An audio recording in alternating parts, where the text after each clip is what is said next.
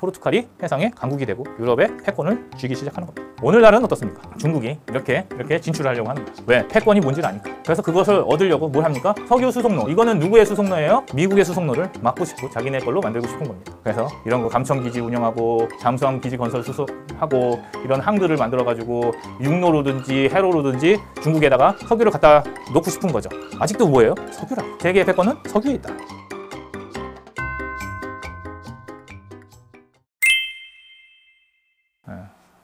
후추로 시작한 근대사 역사부터 향신료의 절정인 설탕까지 다뤄보도록 하겠습니다. 대항해 시대의 탄생은 왕조주의의 역사가 끝나고 대항해 시대의 탄생이 옵니다. 이 왕조주의의 역사를 끝내고 대항해 시대를 시작한 것은 포르투갈, 스페인, 네덜란드, 영국의 순으로 패권의 역사가 바뀌는데요. 그 역사를 같이 다뤄보도록 하겠습니다. 총균쇠, 되게 유명한 내용인데요. 이거를 잘 보면은 천연두를 겪었기 때문에 이 잉카 제국에 와서 스페인에 얼마 되지 않는 사람들이 몰살을 시켜버립니다. 그러니까 패스트를 겪었다라는 게 얼마나 큰 이 사람들의 무기였냐. 이 사람들이 와서 천연두가 오고 후계자 없이 다 죽어버리니까 분열과 내전이 일어나는 겁니다. 지금 우리나라도 각 당에 후계자가 없기 때문에 분열과 내전이 일어나죠. 결국에는 1532년에 스페인에게 무지막지하게 당합니다. 그게 왜 그래요? 총하고 균하고 새 때문에 그렇다. 되게 많은 내용이지만 여기서 대표적인 내용을 뽑아서 이야기하자면 이런 얘기가 주를 이루는 겁니다. 그래서 대부분의 역사와 자료들은 이 대항해 시대가 어떻게 시작이 됐고 세계가 어떻게 하나가 되고 어떻게 넓어졌는지 그것을 알아보기 위해서 생긴 그런 자료들이 많기 때문에 서양의 자료들은 이런 맥락 속에서 이해해 보는 게 굉장히 중요한 거죠. 자, 유럽의 신대륙의 점령은 이렇게 시작이 됩니다. 첫 번째로는 이 영국이 이 아메리카를 점령을 하고요. 북아메리카를 점령하는 이 하나의 패권과 그 다음에 스페인이 이 남아메리카를 점령하는 그런 역사 하나와 또 영국이 호주와 그 다음에 뉴질랜드를 이렇게 지배하는 역사까지 신대륙이라는 것을 발견하는 역사는 이렇습니다. 그런데 왜 신대륙을 발견하게 되었는가에 대해서는 아무도 이야기를 안 해줘요. 교과서에 나오지 않습니다. 왜 신대륙을 발견하려고 했었는가는 안 나오고 그냥 신대륙을 이때 발견했다가 나오게 되는 거죠. 자, 우리에게 가장 가까이 있는 것이 무엇이에요? 의식주죠. 그 의식주는 어떻게 발전되었나? 지금의 우리는 왜 이런 옷을 입고 있고 이런 옷을 입고 있는지를 알게 된다면 좀 더 역사에 흥미로울 수 있지만 우리가 이런 거에 대해서 알지 못한다면 역사는 그냥 지루한 시험 공부일 뿐이죠. 그래서 우리는 역사를 조금 즐겁게 좀 배워보자 해서 우리에게 가장 가까이 있는 게 뭐예요? 의식주다. 여러 가지 책이 있습니다. 지붕 밑에도 세계사가 있고 옷장 밑에도 세계사가 있고 또 식탁 위에도 세계사가 있고요. 식물에도 세계사가 있습니다. 우리가 맘만 먹으면 어느 곳에서든지 뭘 찾아볼 수 있어요? 세계사를 찾아볼 수 있다는 거지. 하다못해 이 손가락 있는 이 볼펜에서도 세계사를 찾아볼 수 있지 않을까라고 생각하면 찾을 수 있습니다. 하지만 그래도 우리에게 좀 더 보편적으로 알려져 있는 우리 식탁 위에 있는 세계사를 한번 찾아보도록 하죠. 자, 근대사 역사를 연 것은 욕망의 맛입니다. 이 욕망의 맛을 우리가 뭐라고 하냐? 지금 우리가 가장 좋아하는 맛들이죠. 가장 오랜 역사를 갖고 있는 게 무슨 맛입니까? 소금입니다. 하지만 지금 우리가 열광하고 즐거워하는 맛들은 후추, 설탕, 고추입니다. 자극적이죠. 우리가 설탕을 먹고 비만에 이르고 당뇨에 이르렀습니다. 고추를 먹고 위암 같은 걸 얻었죠. 후추 가지고는 무슨 병이 걸렸는지 모르지만 우리에게는 이런 자극적인 맛들이 있는 거예요. 이런 자극적인 맛들을 즐거워하고 이런 자극적인 맛을 찾아서 우리의 본능을 표출했던 게 세계사입니다. 근데 역사는 어떻게 일어나냐? 요 세 가지 맛 때문에 바뀌었습니다. 보십시오. 달고 짜고 맵고 그 다음에 잡내를 없애는 요 네 가지의 이 맛의 욕망 때문에 세계사가 어떻게 바뀌었는지 오늘 그 얘기를 하려고 합니다. 자, 세상의 질서는 어떻게 열렸냐? 어떻게 생산하는가? 그 다음에 무엇을 열망하는가? 무엇을 소비하는가입니다. 그래서 아무것도 없는 것에서 어떻게 생산되었나? 이것을 한번 봐야 되고요. 또 무엇을 열망해서 사치품이 되었나? 이것도 봐야 되고 또 어떤 것을 우리가 보편적으로 소비하게 되었나? 어떻게 이 사치품들은 지금 우리가 편안하게 소비할 수 있는가를 보는 거죠. 상품은 어떻게 됩니까? 사라지지 않습니다. 다만 무엇이 돼요? 대체가 될 뿐이죠. 지금 우리가 설탕에 대해서 되게 안 좋게 생각을 하는 경향들이 있습니다. 왜냐? 당뇨가 생기고 비만이 되니까. 그래서 그 대체품이 뭡니까? 아스파탐이라는 그런 향신료들이 나오는 거죠. 그래서 상품은 안 사라져요. 우리가 무엇을 원하기 때문에? 단맛을 원하기 때문에 대체될 뿐이죠. 설탕을 대체할 수 있는 여태까지의 여러 가지를 찾아봤지만 지금은 제로 콜라, 제로 과자, 제로 아이스크림 이런 식으로 나오는 것이지 우리가 단맛을 어떻게 대체할 수는 없었다. 그래서 지금은 제로의 시대가 오고 있지 않는가라는 생각을 하지만 그래도 대체할 수 없는 맛은 단맛이다 라고 얘기할 수 있겠죠. 자, 왜 사치품이 되고 보편제가 되는가?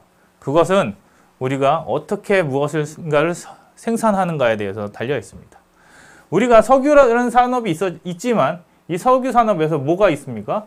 석유 화학 산업으로 오고 가공 산업으로 오고 최종 제품으로 오면서 우리는 석유에서 뭐만 생산된다고 생각했는데 연료만 생산된다고 생각했는데 그게 아니라 뭐가 생산이 됩니까? 물론 에너지들이 생산이 됩니다. 이런 것들은 휘발성이 좋은 거고요. 여기는 휘발성이 낮죠. 그래서 경유 같은 경우는 어떻습니까? 폭발하지 않는 연료인 거고 그래서 전쟁의 선호가 되고 있습니다. 그런데 이런 것들은 사용하기 좋지만 뭐 합니까? 휘발성이 좋고 폭발하기가 쉽죠. 그러니까 모든 것들이 다 필요한 기술들인 겁니다. 이 찌꺼기까지도 뭘로 쓰입니까? 우리가 도로에 쓰이죠. 그러니까 석유는 뭐 합니까? 버릴 것이 하나도 없다고. 그 중에 뭐가 있습니까? 나프타라는 게 있습니다. 중간 정도에 가는 나프타는 무엇으로 바뀌어져? 이런 것들로 바뀌고 중간 원료가 돼서 합성수지, 합성섬유. 지금 우리가 입는 옷의 대부분이 다 뭡니까? 이런 나프타에서 온 것들이다 이거지. 옛날엔 나일론 하나였는데 지금은 여러 가지 합성섬유가 되면서 어떻게 됩니까? 섬유 제품에도 쓰이고 그 다음에 플라스틱으로도 쓰이고 그 다음에 천연 타이어가 아니고 합성 고무 우리가 진짜 중요하다고 생각하는 그런 곳에 쓰입니다. 그 다음에 뭐에도 쓰인다고요? 도료와 세제나 화장품에도 쓰인다고. 안 쓰이는 게 없죠. 그런데 우리는 지금 이 석유를 뭐라고 생각해요? 공해의 원인이다 생각하고 정제하고 있다고. 우리가 이 석유의 정제에 대해서 언젠가는 대가를 받을 건데 그 대가를 어떻게 받을지는 같이 지켜봤으면 좋겠습니다. 어쨌든 원료가 생산되고 유통되고 소비되는 이 구조가 무엇을 만들어요? 글로벌 가치사슬 안에서 이루어졌던 거야. 근데 지금 뭐가 안 돼? 이 글로벌 가치사들이 깨지기 시작했죠. 이거는 언제 가능해요? 세계에 평화가 있을 때 가능했다. 그럼 세계 평화는 언제 왔어요? 2차 세계대전을 끝내고 야, 전쟁이 이렇게 우리의 삶을 피폐시키는구나 라고 생각을 해서 여기에 왔는데 지금 어떤 일이 이루어지고 있습니까? 코로나 이후에 글로벌 가치사슬이 깨지고 이 가치사슬이 깨진 다음에 각자의 나라의 이익을 위해서만 움직이는 시기가 왔다 이거지. 그거를 봤으면 좋겠습니다. 자, 왜 사치품이 되고 보편제가 되느냐? 그거는 과학기술이 발달하기 때문입니다. 예전에는 무엇이 주 원료였냐? 석탄이 원료였죠. 그리고 이게 공해를 엄청나게 많이 가져왔습니다. 그런데 이게 석유로 바뀌고 나서 공해 대신에 뭘 가져와요? 굉장한 효율성을 가져왔다고. 자, 석유가 진보되기 시작하면서 어떻게 됩니까? 휘발유, 경유, 등유로 나뉘어지고 이것들이 광물을 만나서 뭐 해요? 철, 구리, 알루미늄, 그다음에 건전지까지 이런 광물들이 이런 제철을 통해서 이렇게까지 발달을 했다는 거지. 그래서 석유가 휘발유, 경유, 등유가 되고 광물이 철, 구리, 알루미늄, 리튬이 되듯이 결국에는 과학기술이 발전하면서 어떤 것들을 발견해내? 자원에서 묻혀있던 어떤 성분들을 열을 끌어내리는 거라고. 그럴 때 희귀한 것들이 뭐가 되는 겁니까? 바로 사치품이 되는 거고 많은 것들이 뭐가 되는 거예요? 보편제가 되는 거죠.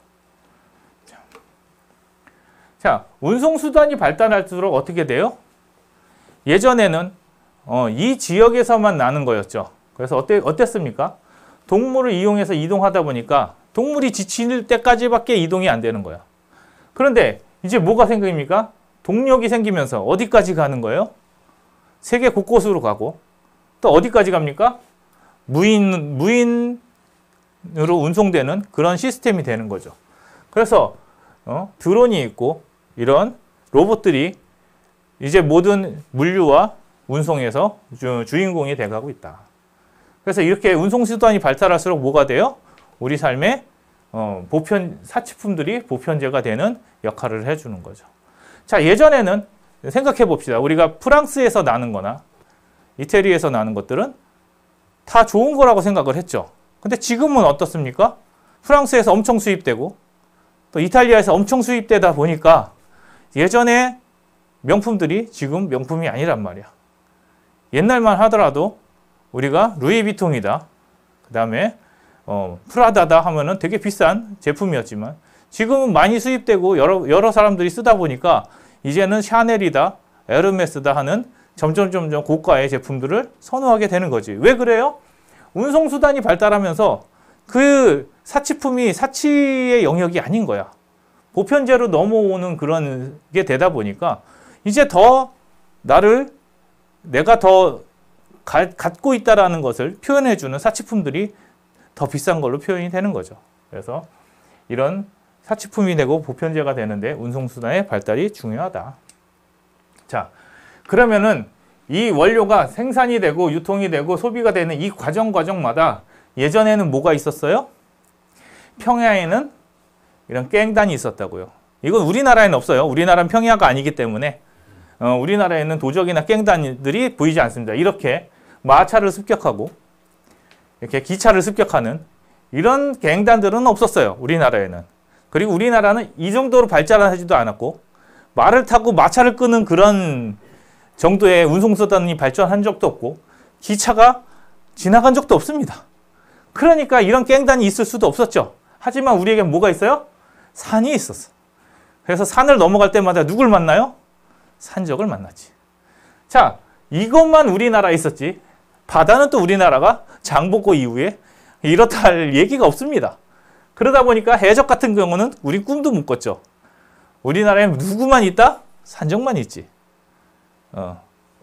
그래서 이런 것들이 이런 유통을 갈 때마다 누가 필요해요? 호송할 수 있는 용병대가 필요하고 아니면은 직할대가 필요한 거죠. 그런 것들도 다 이제 돈으로 넘어가면서 뭘로 써요? 용병이나 기사단을 쓰는 거죠.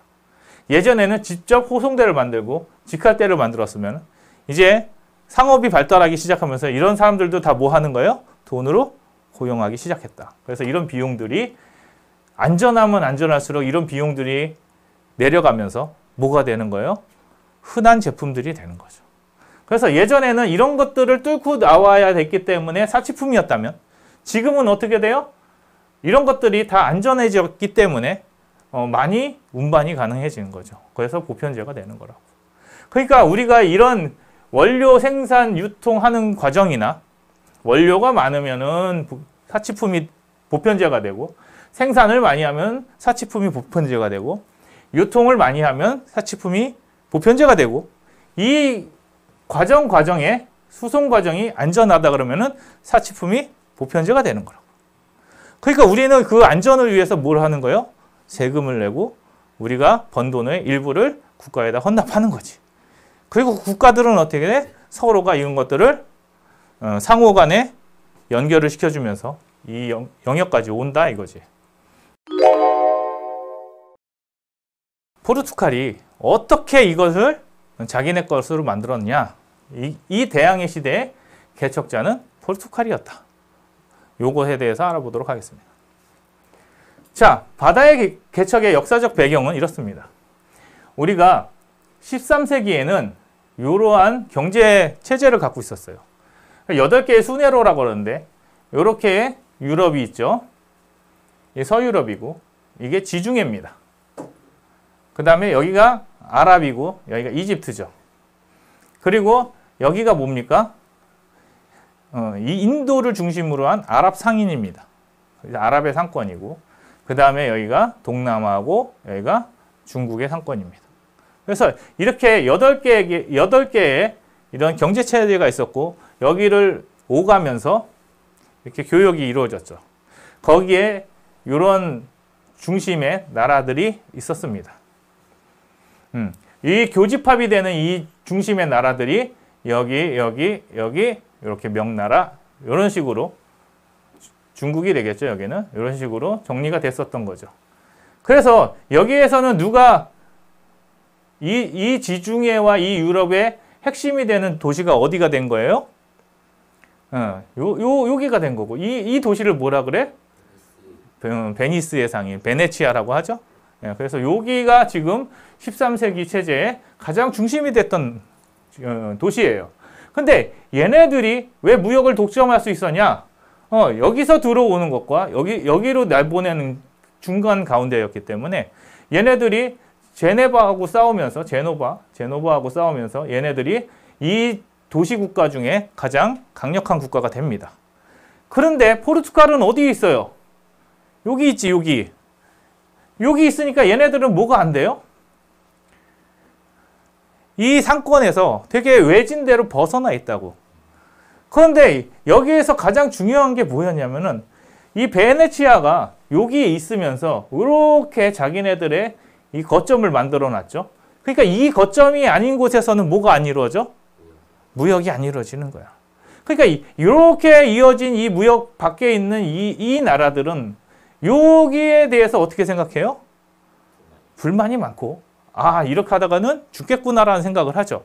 그러니까 뭐가 생기는 거야? 죽기 전에 나가자가 되는 겁니다. 그래서 이 역사적인 배경을 봤을 때 어떻게 돼요? 이 베네치아를 중심으로 해서 우리가 어떻게 먹고 살아야 되는가에 대한 고민이 생겼다 이거지. 자, 후추 값이 폭등을 합니다. 왜냐? 후추가 어디서 오는데? 인도에서 왔다고. 그런데 이렇게 와서 여기로 오는데 무슨 일이 생기냐? 여기가 1453년에 이슬람 국가가 됩니다. 이슬람 국가가 되니까 여기서 직접 이렇게 가던 길들을 여기가 막아버리는 거야. 그리고 제한적으로 여기에다가만 공급을 하는 거죠. 그리고 나서 여기서 뻗어나가려니까 여기에 오는 모든 물품들이 다 어떻게 돼요? 비싸지기 시작한다고. 사치품이 되는 거야. 그래서 후추 한 줌이 어떻게 돼요? 반지 2개고 그 다음에 돼지 15마리고 그 다음에 승마 용말, 그냥 말 말고 승마를 이렇게 길들여가지고 승마 타는 말이 3마리란 말이야. 지금으로 생각하면 어때요? 벤츠 3대라는 거지. 뭐가? 후추 한 줌이. 이런 세대에서 이 후추를 얻기 위해서 뭘 해야 돼? 그러면 목숨을 걸어야 되는 거죠. 그래서 이제 목숨을 걸 수밖에 없게 되는 겁니다. 그럼 도대체 후추가 뭔데? 후추가 뭔데 이렇게 난리가 났었냐? 얘는 2년에서 5년 동안 열매를 맺혀서 40년간 열매를 맺는데 후추 한 그루에서 매년 10kg의 향신료가 나옵니다. 그러면 매년 10kg의 향신료가 나오면 심으면 되지 않겠습니까? 라고 하지만 안 된다고. 왜? 기후 때문에 안 돼요. 여기에서 자라니까. 이 적도 부분에서 자라니까. 그래서 여기서만 나오는 후추를 계속 수입을 해다 썼다는 거지. 그러면서 이제 후추는 어떤 후추가 있어요? 하나의 후추에서 이렇게 하나, 둘, 셋, 네 가지의 후추가 나온다 이거지. 그래서 검은 후추, 흰 후추, 붉은 후추, 푸른 후추. 후추를 어떻게 건조시키고 어떻게 껍질을 까느냐에 따라서 여러 가지 후추 색깔이 나오는데, 이러니까 사람들이 어떻게 돼? 열광할 수밖에 없는 거야. 누가? 귀족들이. 나는 이쁘게 먹고 싶고 맛있게 먹고 싶으니까 계속 이렇게 된다고. 그래서 한창 자기가 부를 과시할 때 어떤 게 있어요? 향신료를 고기에다 발라. 그래서 향신료의 그 맛이 더럽게 맛이 없어요. 후추도 많이 뿌리면 맛이 없어요, 사실. 근데 그렇게 많이 뿌려서 먹는 게 뭐예요? 그들에게는 사치잖아요. 그래서 그게 유행을 했다고. 그렇게 해서 내가 잘 살고 나는 다르다라는 것을 해줄 수 있는 게 뭐였어요? 사치품인 후추였다 이거지. 자, 지금도 향신료는 비쌉니다. 누구예요? G드래곤. 이 G드래곤이 뭐예요? 난 트러플이 있습니다. 캐비아가 있습니다. 이렇게 얘기하죠. 3대 진미가 뭐라고요? 트러플, 푸아그라, 캐비아. 이런 것들을 지금 어떻게 팔아요? 되게 비싸게 판다고. 지금도 트러플이라고 해서, 이거 송로버섯이라고 하는데 1kg에 100에서 150만 원이라고. 1kg면 얼마일 것 같아요? 얼마 안 돼요. 한 봉지 정도 될까? 이게 부피가 크다면 한 봉지 정도 되고, 부피가 작다 그러면 한 병 정도 되는 거라고. 그게 얼마예요? 100에서 150만 원이고, 색깔에 따라서 어떻게 돼? 300만 원, 600만 원 이런다고. 지금도 이런데, 그때는 어떻겠어요? 지금도 트러플 그러면 와 하고 난리가 나잖아요. 그때는 어땠겠냐고. 하지만 식재료 경매장에서 1.2kg가 얼마에 팔렸대요? 1억 5천에도 팔리는 거야. 어떤 게?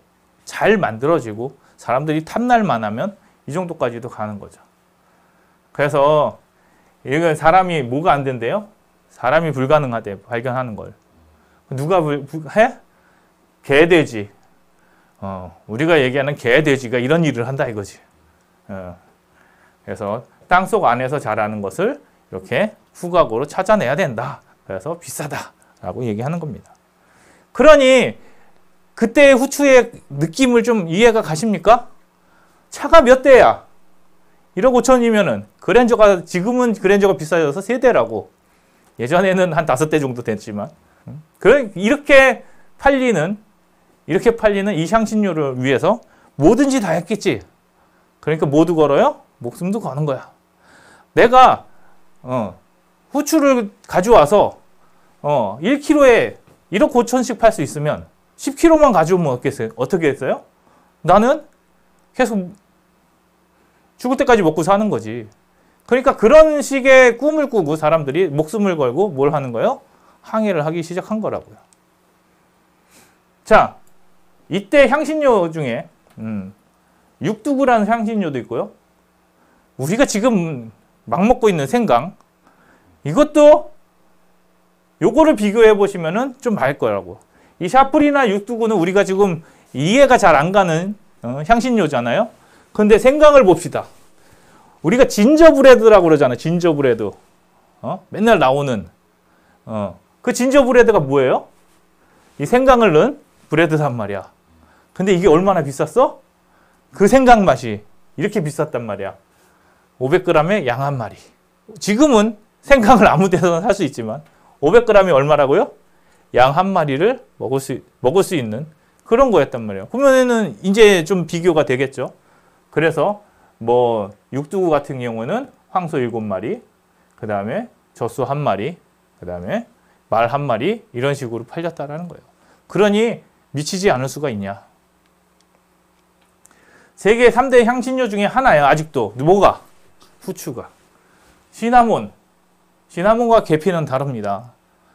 시나몬을 계피로 하지만 계피 맛과 시나몬 맛이 다르다는 미식가들은 그렇게 이야기를 하더라고요. 그래서 시나몬도 지금 되게 비싸게 팔리고 되게 고급 재료로 여겨지고요. 후추도 그렇고 정향도 그렇습니다. 근데 이런 것들이 지금은 어때요? 지금 많이 보편화가 됐죠. 근데 예전에는 어떻습니까? 이것들을 구하기 위해서 난리가 난 겁니다. 그래서 이제 여기를 오스만 투르크가 이렇게 먹어버리니까 예전에 이렇게 오던 것들이 뭐가 돼요? 여기로 못 오게 되는 거지. 그래서 어떤 현상이 일어나? 여기가 멸망되고 여기 오스만 제국이 있으니까 이제 이쪽으로 못 가니까 여기서 들어오는 향신료의 양이 급격하게 줄어듭니다. 그러니까 이제 뭐가 일어나요? 후추값이 폭등하기 시작하고 여기까지 오겠습니까? 이 동네에서 먹기도 바쁜데 이게 여기까지 오겠어요? 여기까지 가겠습니까? 안 가는 거야. 그러니까 얘네들이 이제 안달이 난 거죠. 안달이 나기 시작합니다. 그래서 우리 포르투갈의 에니크 왕자가 이제 항해를 시작합니다. 명분은 그리스도 기사단장. 뭡니까? 세계에 천주교를 알리겠다. 그래서 돈도 받고 권력도 받아서 귀족 항해사들을 데리고 이런 배를 만들어서 바다 위에 십자군 이러면서 이제 항해를 시작하는 거죠. 그래서 포르투갈의 항구에는 아직도 에니크 왕자를 위시로 한 이 항해사들을 조각들이 남아 있습니다. 혹시 포르투갈을 꼭 가시면 요것을 보시고 여기에 얽힌 내용을 꼭 확인하시기 바랍니다. 자, 이제 출발합니다. 맨 처음에 어떻게 됩니까? 맨 처음에 이렇게 가서 요 마데이라라는 제도를 발견하고 다시 돌아옵니다. 또 10년이 지나서 아조레스 제도를 보고 다시 돌아오죠. 또 7년이 지나면 여기를 갔다 옵니다. 이제 계속 뭐를 하는 겁니까? 이 돛을 달고 계속 시도를 하는 거죠. 그러다가 어디까지 와요? 자, 시작을 1415년에 했는데 거의 50년이 되니까 여기까지 오는 겁니다. 여러분들은 이 욕망에 대한 이해가 있어야 돼요. 50년간 뭐 합니까? 후추 하나 찾으러 여기까지 오는 겁니다. 여기까지. 왜? 여기 안 오니까 이 욕망을 알아야 이 사람들이 여기까지 개척하는 이 힘듦을 알 수 있는 겁니다. 보십시오. 여기 이제 보급기지를 만드는 거예요. 여기까지 왔다 가면 여기다 기지를 만들고 여기서부터 여기까지 온 다음에 여기서 또 이렇게 가는 거죠. 또 여기서 이렇게 가서 여기까지 오고 여기까지 오고 이제 조금씩 항로를 만들어 나가는 겁니다. 그러면 어디를 가요? 여기를 가보니까 인도는 여기 있는 건 알겠는데 인도를 찾아서 계속 가는 거야. 어떻게 돌아가면 있겠지. 근데 어때요? 거의 70년이 다 가는데 안 보인단 말이야. 안 보여. 계속 가는데 이쪽으로 갈 수가 없네. 계속 육지가 있네. 계속 육지가 있고. 그런데 맨 마지막에 어디를 보고 가는 거예요? 드디어 꺾여지는 곳을 발견합니다. 계속 밑으로만 쭉 내려왔는데 쭉 내려오다가 뭘 봐요? 꺾여지는 곳을 본다고. 몇 년 만에? 70년 만에. 이 사람들에게는 뭐가 보이는 거야? 후추가 보이는 거지. 그래서 뭐라 그래? 후추가 보이는 희망봉이라고 하는 거야. 희망이 보이니까. 그리고 바로 올라갑니다. 10년 만에 다시 여기까지 가는 거지. 여기를 거치니까 여기까지는 금방 갔다 이거지. 그리고 누굴 만나요? 인도를 만나. 그 꿈에 거리던 향신료가 100km 단위도 거대하네. 우리는 한 주문을 샀는데 여기 와보니까 100km 단위로 거래가 되는 거야. 그래서 이제 여기로 와서 뭐가 됩니까? 포르투갈의 전성기를 맞이하는 거지. 100km를 싣고 왔어. 어떻게 됩니까? 난리가 나는 거지. 그 희망봉에 누가 있어요? 바스코 다가마. 바스코 다가마가 이거 했다. 맨날 외우는 거야. 바스코 다가마. 이렇게 외워서는 공부가 안 돼요. 어떤 욕망? 후추를 먹겠다는 일념이 몇 년이 걸렸어요? 거의 15년부터 시작해서 80년간 후추 안에 먹겠다고 이렇게 난리를 핀 겁니다. 이 후추에 대한 욕망이 여기까지 오는데 이때부터 뭐가 시작돼요? 포르투갈의 전성기가 시작되는 겁니다. 자, 여기를 장악을 해야 되는데 여기 와보니까 누가 있겠어요? 이 동네를 장악하고 있는 놈이 있지. 그게 누구야? 아라비안 상인들이라고. 그런데 여기에 배를 타고 온 포르투갈인들은 어떤 상태예요? 아무것도 없어. 그래서 사람이 많기를 해, 뭘 해. 배 하나 두 개 들고 왔을 거 아니야. 그 여기서 싸움이 일어난다고. 왜? 누가 내 나와바리로 왔어. 하고 여기들이 이제 시비를 걸기 시작하죠. 그 시비를 거는 게 뭐였어요? 18척하고 그 다음에 200척의 싸움이었다. 배로 보니까, 개수로 보니까 엄청 많죠? 인원만 하더라도 5배, 6배란 말이에요. 그러면은 이 전쟁에서 과연 이길 수 있었을까, 포르투갈은? 이길 수 있었다고. 왜냐하면은 이들은 뭐가 있는데? 배만 있는데. 포르투갈은 무엇이 있었냐? 이때 대포가 있었다. 열병기를 갖고 왔죠. 왜? 얘네들은 지중해에서 맨날 싸웠어. 맨날 싸웠습니다. 맨날. 그러니까 무슨 저희가 강해요? 해전에서 되게 강하고, 그 다음에 이때 정도 돼가면 뭐가 생겨요? 총기류가 생긴다고. 총기류와 대포가 생기니까 이제 그걸 가지고 뭐 하는 거예요? 아무것도 없는 애들 아작을 내는 거야. 자, 얘네들은 이렇게 적재 공간이 있으면 얘네들은 이 배에 적재 공간과 그 다음에 대포를 쏠 수 있는 공간이 따로 있었어요. 근데 얘네들은 어떻게 돼? 그런 게 없었죠. 여기서 활 쏘고, 이거는 따로 간다고. 상선들은 따로 가고 전투선은 따로 가죠. 그러니까 상선 같은 경우는 그냥 박살내면 되고, 이런 전투선이 오면 뭐해? 활을 쏘기 전에 멀리서 뭐 쏘면 돼요? 대포를 쏘면은 다 날아갔다고. 그러니까 얘네들이 옛날에는 전투를 어떻게 했냐면은 열심히 뭐 했어요, 이거 뭐 해요, 얘네들은? 노를 젓죠. 노를 젓다가 가까이 가면은 노를 다 내려놓고 뭐 하는 거예요? 칼 들고 싸우는 거라고. 활 들고 싸우고. 접근을 해야 되는데 얘는 접근하기 전에 다 박살을 내니까 누가 이겨요? 당연히 포르투갈이 이긴다. 그래서 경험과 전투 도구가 얼마나 중요한가에 대해서 좀 알아볼 수가 있는 거죠. 자, 이제 어떻게 돼요? 여기를 점령하고 나니까 다 점령합니다. 다 두들겨 패고 점령을 하니까 이제 뭐 합니까? 여기를 접수했으니까 이제 또 나가는 거죠. 더 향신료가 없을까? 더 향신료가 없을까? 더 향신료가 없을까? 더 향신료가 없을까? 그래서 어디까지 가요? 일본까지 가는 거다. 그래서 포르투갈의 총이 어디에 보급이 돼요? 일본에 보급이 되는 거죠. 여기에 보급된 총이 뭐 하는 거예요? 임진왜란 때 우리나라로 조총이 돼서 날아오는 겁니다. 역사를 한 개만 보는 게 아니에요. 점점 연결이 돼서 우리나라의 역사까지 연결이 된다는 걸 알고 있어야 된다. 자, 그런데 예전에 없었냐?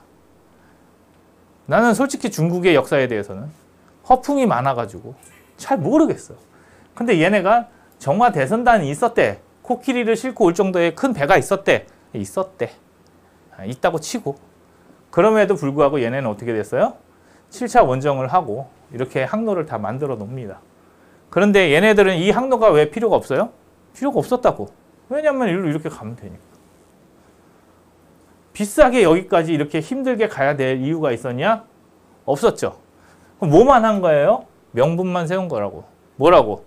야, 우리 황제 최고다. 우리 중국은 이런 나라야. 이거 하기 위해서 이런 걸 만들었다는 거지. 그래서 명분을 갖고 만들었던, 난 이 정도 큰 벤지도 모르겠어요. 나는 이 자료에 대해서는 좀 의문이 있다. 하지만 어쨌든 간에 결핍이 없고 정부가 주도하다 보니까 뭐가 안 돼요? 지속적이지 않다. 오늘날 우리에게도 필요한 거지. 정부가 주도하면 뭐예요? 경제 효과가 없고 비효율적이고 그다음에 위기가 오면 제일 먼저 없앤다. 그래서 큰 이익도 없고 비용만 지불하고 그 다음에 경제적 효과도 없고 비효율적이고 위기가 오면 제일 먼저 사라지다 보니까 뭐 하는 거예요? 세계사에서 주도권을 갖지 못하는 거죠. 자, 유럽은 어땠습니까? 결핍을 위한 항해였죠. 뭐를 먹고 싶었어? 후추를 처먹고 싶은 그 욕망으로 뭐 했어요? 70년간 계속 배를 보내고 계속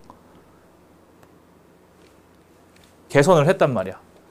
배를 고치고 배를 좀 더 잘 나가게 만들고 어마어마한 수익을 가져다 주니까 항해의 대가가 명확하죠. 그러니까 70년 동안 뭘 안 바꾸는 거예요? 욕망을 바꾸지 않는 거라고. 왜? 후추가 들어오기 전까지는 계속 후추가 비쌌으니까. 그래서 민간인이 주도한 무역은 어떻습니까? 항해의 경제적 효과가 지불이 되고 후추값들이 폭등하니까 그런 것들을 우리가 불어서 얻을 수가 있었고 그 다음에 효율적인 운영이 되고 그다음에 나라가 위기가 오든지 말든지 뭐 하면 돼? 후추만 가져오면 된다는 거지. 그러니까 이게 끊깁니까? 안 끊깁니까? 안 끊긴다고. 지속 가능한 이유는 뭐예요? 욕망이 가져오기 때문에 그래요. 결핍을 채우기 위해서. 근데 정부가 하면 어떻게 돼? 흐지부지 된다고. 그러니까 모든 경제는 다 누가 주도해야 됩니까? 민간인이 주도할 수 있게 가야 된다. 우리는 이것들 여기서도 배울 수가 있다. 누가 이깁니까? 민간인이 주도했던 이 역사가 정부가 아무리 크고 주도했어도 이 역사를 이긴다라는 거죠. 항로가 개척이 되고 동로마가 멸망하고 캘리컷을 발견을 하고 이때 포르투갈이 아랍을 다 뚜르 패고 그 다음에 포르투갈의 고리라고 해서 이 고리가 완성이 되면서 향신료를 갖다가 어마어마하게 포르투갈에다 공급을 합니다. 이 이후로 어떻게 됩니까? 포르투갈이 해상의 강국이 되고 유럽의 패권을 쥐기 시작하는 겁니다. 오늘날은 어떻습니까? 오늘날은 중국이 이렇게 진출을 하려고 하는 거야. 왜? 패권이 뭔지를 아니까. 그래서 그것을 얻으려고 뭘 합니까? 석유 수송로. 이거는 누구의 수송로예요? 미국의 수송로를 막고 싶고 자기네 걸로 만들고 싶은 겁니다. 그래서 이런 거 감청기지 운영하고 잠수함 기지 건설 수송하고 이런 항들을 만들어가지고 육로로든지 해로로든지 중국에다가 석유를 갖다 놓고 싶은 거죠. 누구만 우리나라에 환경하는 사람들만 이런 걸 포기하자고 하는 거지. 아직도 뭐예요? 석유라고. 세계의 패권은 석유에 있다. 그러다 보니까 이제 뭐 해요? 인도양에서 미군하고 중국하고 부딪히기 시작을 했습니다. 2007년부터. 지금도 계속 뭐가 있어요? 이 제도를 미국이 지키기 위해서 계속 중국을 견제하고 있고요. 중국이 대만을 먹느니 마느니 이야기가 나오는 겁니다.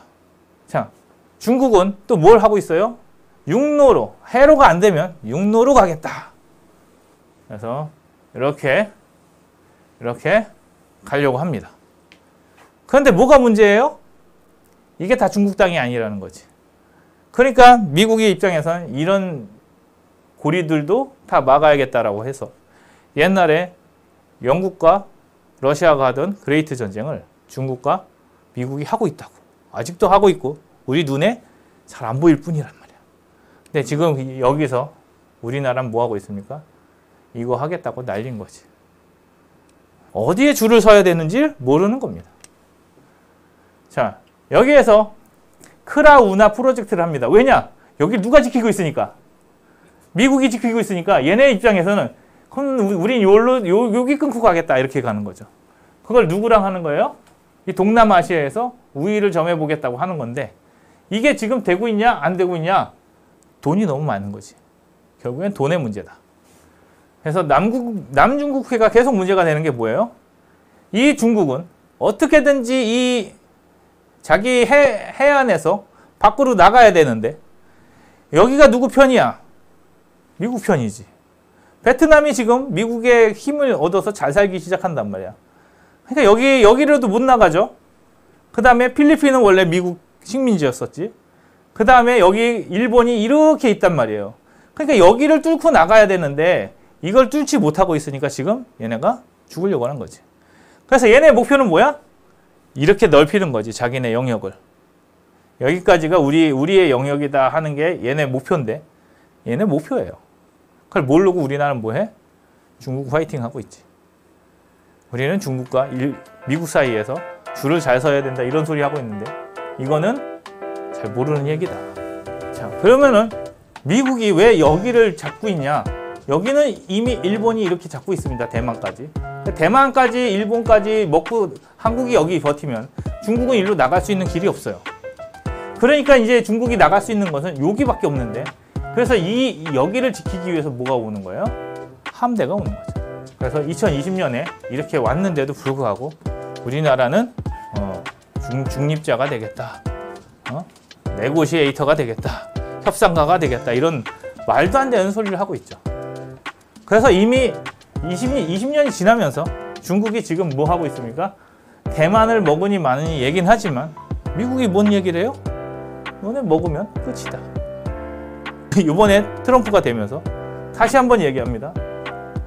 먹으면 죽는다. 그리고 이제 중국 문제는 끝날 것 같습니다.